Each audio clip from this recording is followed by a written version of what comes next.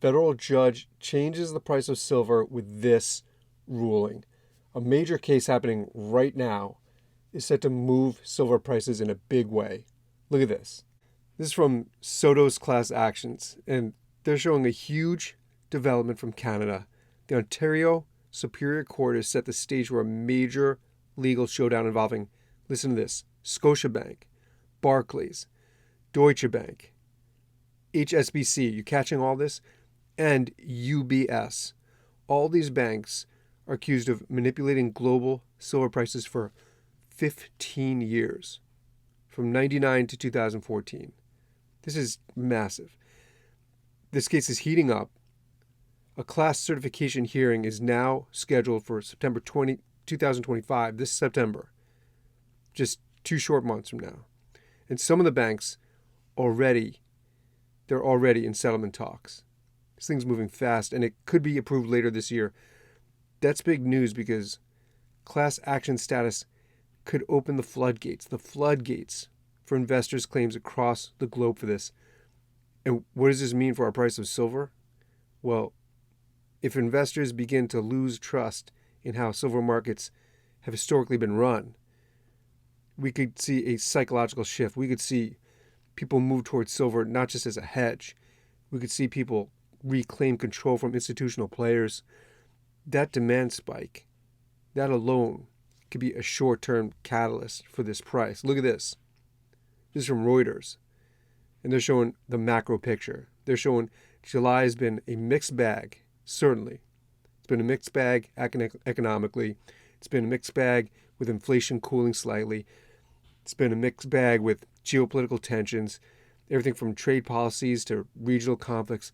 Markets are on the hedge, and it's this kind of uncertainty. It's this environment that tends to drive people to the safe haven of this metal, of silver. Historically, that's where silver shines. We're also seeing renewed demand for physical silver. We're seeing demand in Asia. We're seeing demand in parts of Europe. And what's really interesting here, it's the timing. Because if July ends with economic indicators weakening further, say we get lower job numbers, we get signs of recession, silver could benefit not only from this legal drama, but you combine that with this broader shift of people moving away from risk assets like tech stocks and going in to the safety of silver. Look, check this out. This is Kitco.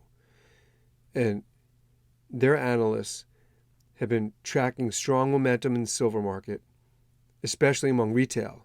We've been waiting for retail to move. There's growing talk of silver being undervalued relative to gold. There's growing talk about a potential gold to silver ratio correction.